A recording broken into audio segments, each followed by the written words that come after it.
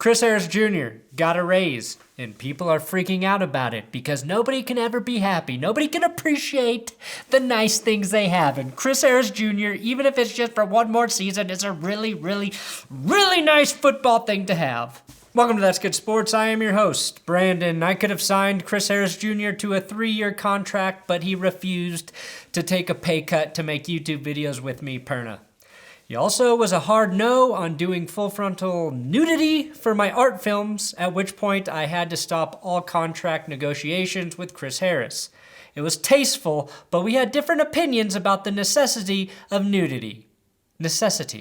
Anyway, it appears that Chris Harris Jr. has accepted a restructured 1-year contract with the Denver Broncos that will pay him $12.05 million in 2019, but also states that he cannot be franchise tagged or any of that other shit NFL teams do when they want to keep a player who would rather play somewhere else. So how did Chris Harris celebrate his riches? By doing what any insane person would do after making almost $4 million, working out.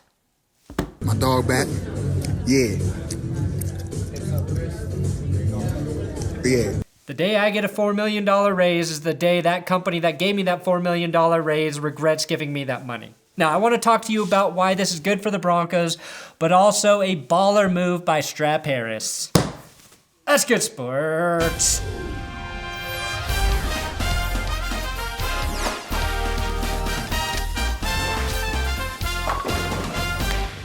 You know what you gotta do. You gotta subscribe or like the video. Just do the shit YouTube likes. So this video is popular. All that matters on YouTube is being popular. Anyway, here's a bit of football analysis in its simplest form. The Broncos smartly paid Chris Harris Jr. about $3.5 million to keep him happy for one more season. Which is smart because next to Von Miller, Chris is hands down the most impactful player on the Broncos defense.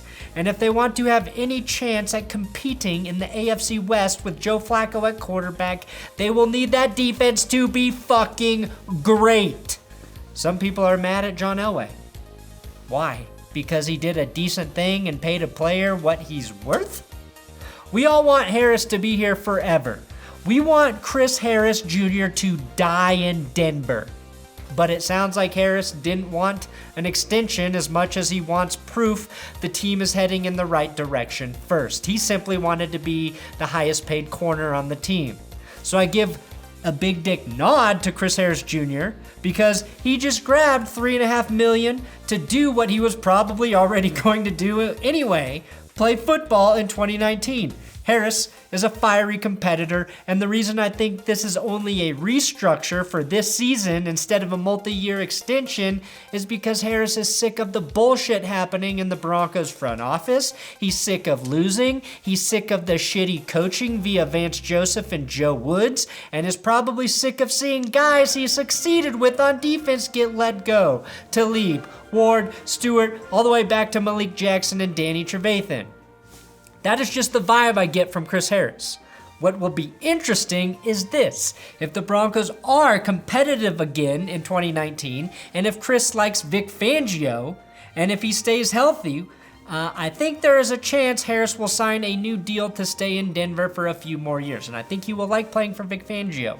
And I also think John Elway will likely be willing to give Harris a new contract to do that based on the fact that Elway just gave him a multi-million-dollar raise when he really didn't have to.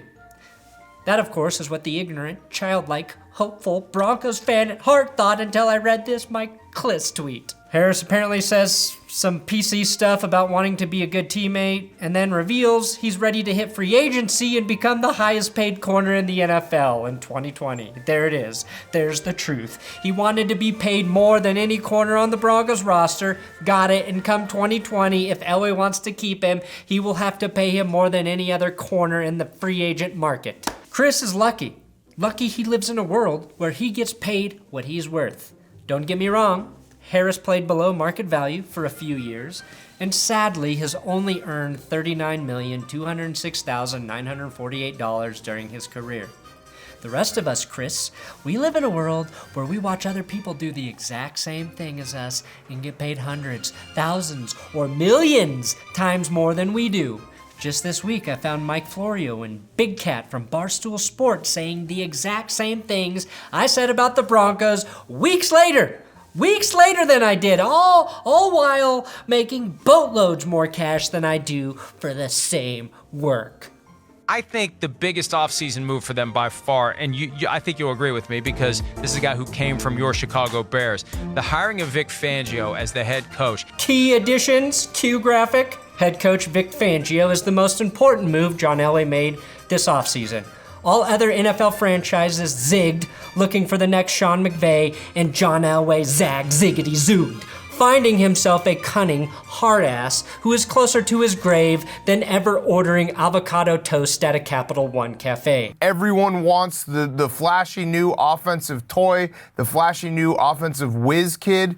Once you get to the 5th or 6th whiz kid, you got to think there's some diminishing returns here. Maybe zag on everyone's zig. Zigged, looking for the next Sean McVay, and John Elway zagged ziggity zooged. Zag on everyone's zig. Does not matter if you're just as good in this world. Doesn't matter how hard you work. You need leverage or you need an agent. So somebody find me an agent so I can copyright ziggity zaggity doodly diggly diggly do whatever the fuck I said and make more money. Personally though, I don't give a shit if Chris Harris only wants to get paid come 2020. Again, I support players getting paid as much as humanly possible while they are in the league. And God knows Harris has earned it. The issue, he will just be asking for it at the wrong time in his career in terms of John Elway being willing. Oh, that's why those other guys make more money than me. In terms of John Elway being willing to pay him that kind of dough. There are 2 silver linings here. One, as pointed out by Ben Albright on Twitter, is that if Chris Harris Jr. does go somewhere else after this season, the Broncos will get a 3rd or 4th round compensatory pick for him. And since he was an undrafted free agent, that means finding a new corner way better than Chris Harris via the draft should be super easy for the Broncos. 2, if it is his goal to be the highest paid corner in the NFL per the next free agency period, he's going to have to ball out again this season. So appreciate it, Broncos fans, because it's probably his last year here in Denver. Now, an interesting thing to consider, though, is this. Earlier today, the NFL executive director sent an email out to NFL agents advising players to plan for a work stoppage of at least a year. That is because after the 2020 season, the collective bargaining agreement ends, which means salary cap, player guaranteed money, and all sorts of things could be affected. So why would that affect Chris Harris or any other 2020 free agent? Well, because if the NFLPA actually does right by players this time around, and it might, they could be making significantly more money if they sign contracts after the CBA. If Harris signs a new deal in 2020, and then work stops in 2021 via a player stoppage, he, nor any other player, will be paid while that is happening. And he could possibly be in the exact same position he was with the Broncos after the CBA, underpaid while all other corners' contracts skyrocket. It's crazy to say this about a corner who will be 30, turning 31 in 2020, but Harris might want to take a 1-year deal in 2020 and wait out that CBA and then test the free agency money come 2021 or 2022. But then again, he will be 100 years old in corner years by that time and will probably gladly take a new contract now with 30 to 40 million guaranteed over the next 3 to 4 years, regardless of what the players' union negotiates. Just something to ponder for the football nerds out there. Anyway, congrats, Chris Harris. Well deserved on the raise. So $4 million, $3.5 million this year. I think you could donate $500,000 to my Patreon account. From one underdog to another, Chris. Think about it. Thanks for watching another episode of That's Good Sports. Please subscribe here on YouTube. I told you that at the beginning, and I'm telling it to you at the end because it's important. And Will Keys and I will have a podcast up tomorrow. Links to the podcast on Podbean or in the description or on my second channel, That's Good Podcasts.